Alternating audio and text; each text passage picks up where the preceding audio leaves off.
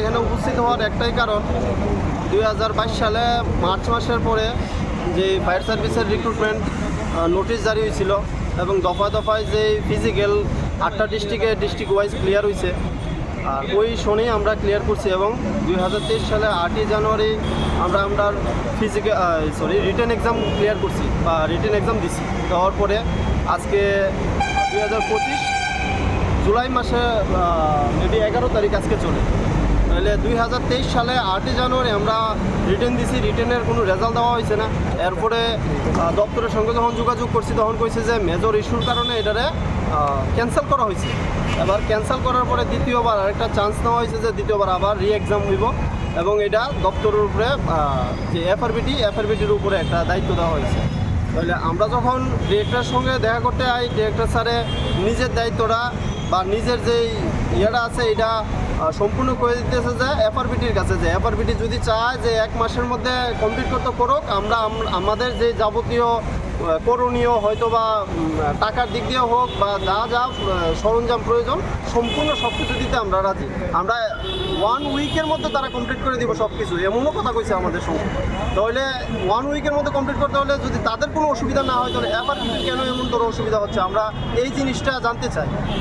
আমরা আমাদের যেই মাননীয় মুখ্যমন্ত্রী রয়েছেন ওনার কাছে আমাদের রিকোয়েস্ট যে আপনি সদুত্তর দিন বা সদুত্তর একটু নজরদারি দেন যে এই বিষয়টা নিয়ে সেটা প্রত্যেকটি বার আমরা এখানে এসে উপস্থিত হই আর বারবার আমরা শুধু মুখ্যমন্ত্রীর কাছে রিকোয়েস্ট করি যে আমাদের এই ফায়ার সার্ভিসের রিক্রুটমেন্টটা তাড়াতাড়ি করুক, কিন্তু আমরা কোনো ভালো দিক দেখতে পাচ্ছি না যে হ্যাঁ এটা কমপ্লিট হবে বা হচ্ছে, এরকম কোনো কিছু দেখতে পাচ্ছি না।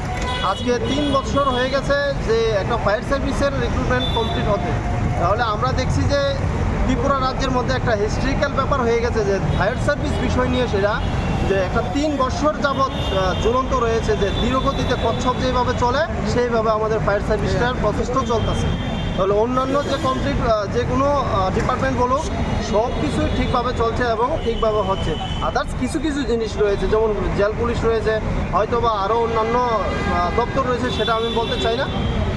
আমাদের যে রাজ্যে কিছুদিন আগে মিহিরলাল দেবনাথের একটা স্পট ডেট হয়েছে বা 5 ঘন্টা পরে ডেট হয়েছে, সবাই দেখেছেন কেমন একটা অবস্থা হয়েছে, 5 ঘন্টা ধরে রেস্কিউ হয়নি। তাহলে ওইখানে কি কর্মী স্বল্পতা, একটাই জিনিস কর্মী স্বল্পতার কারণেই এরকম অবস্থা। শিফটিং ডিউটি দিচ্ছে, 3 শিফটিংয়ে একই পার্সন 3টা শিফটিং করছে, তাহলে ওই ব্যক্তিটা কীভাবে গিয়ে সেটা আরেকটা রেস্কিউ করবে? আমাদের জেনারেল নলেজ থাকা দরকার ওই বিষয়টা নিয়ে, সেটা যে সাধারণ মানুষ যারা পরিশ্রম করে একটা শিফটিংয়ে পরিশ্রম করে তাকে দ্বিতীয় শিফটিং করানো হচ্ছে এবং ওই উইদিন ঘন্টার মধ্যে একটা অ্যাক্সিডেন্ট হয়েছে, ওই পরিশ্রমের সময় হয়তো বা ডিউটি করার সময় ওইখানে গিয়ে সে কীভাবে আরেকটা রেস্কিউ করবে সেটা নলেজে থাকা দরকার।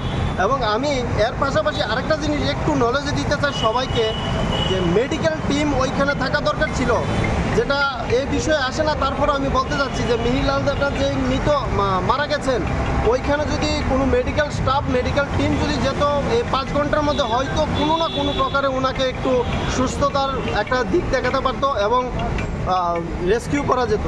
আচ্ছা যাই হোক, সেটা হচ্ছে আলাদা বিষয়, কিন্তু আমরা যা দেখতে পাচ্ছি যে আমাদের এই রাজ্যে আজকে 3 বছর ধরে এই ফায়ার সার্ভিসের প্রসেস ঝুলে রয়েছে। তাহলে আমরা যারা বেকার রয়েছি তারা কতদিন আর এই বেকারত্বের জীবন বাস করব, কতদিন এই রাস্তায় এসে প্রটেস্ট করব, কতদিন রাস্তার মধ্যে এবং ডিরেক্টর স্যারের সঙ্গে দেখা করব, তাদের সময় নষ্ট করব, আমাদের সময় নষ্ট করব।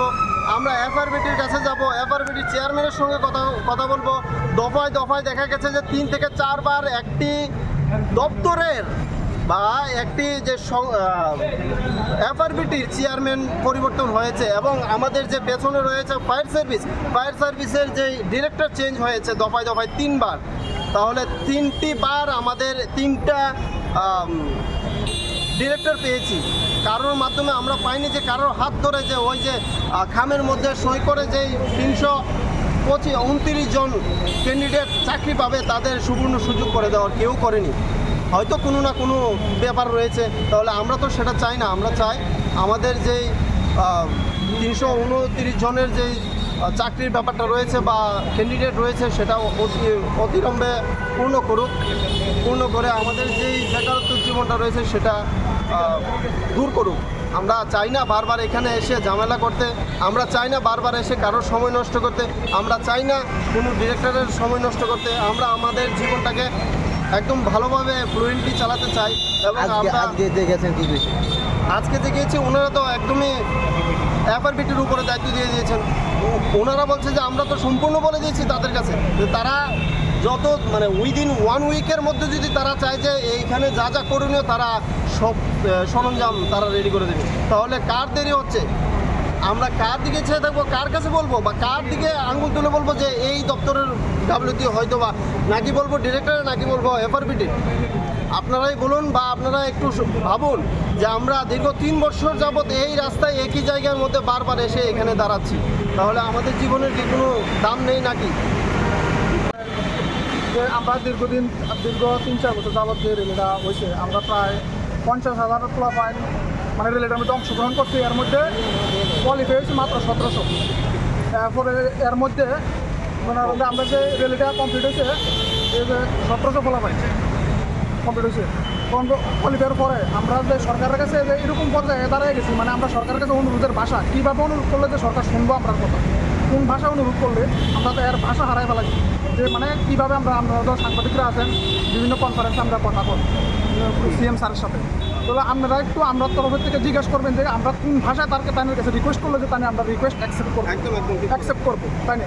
আমরা এর 50,000 লোক মানে কত টাফেস্ট ইন্টারভিউটা আমরা রিটার্ন করে কোয়ালিফাই করে আজকে এখানে দাঁড়াইছি। আমরা হকটার লাগিয়ে দিকে দাঁড়াইছি, আমরা এই হকের লাগিয়ে রোডের মধ্যে দাঁড়াইতে হইতেছে। আজকে এই সরকারের আমলে ডিজিটাল ত্রিপুরা সরকারের আমলে আমরা দাঁড়াতে হইতেছে।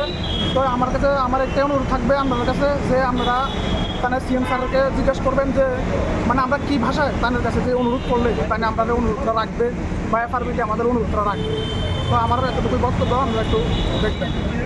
खबर गैया हायर सार्भिसनि तुयनि माफायनि मरो 2022 किसिमि सिनि मोनाजामनि आबल बरो टेस्ट एग्जाम का खायफानो से एग्जाम आबल बरो नासिम नासिम रिजल्ट दिया आबल बरो एग्जाम बो कैंसिल था आबल बरो फानो सताबो फानो एग्जाम ना अपने रि एग्जाम ना अपने दंगनि ना फान ना जे मगे समर बार 3-4 বছর দখা না ফান सिनो फुटबल खाइगासिनो एग्जाम ना फान गया कोनो से खबर माय बार मालाय खायबानि और डायरेक्टर टीम बा चेंज था खायबानो से कोन फानो से कोनो आबनो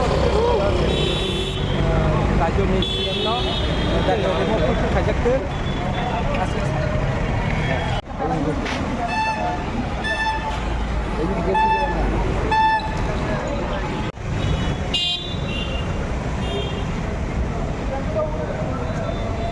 apa lah kalau begitu, mana? Kali mana?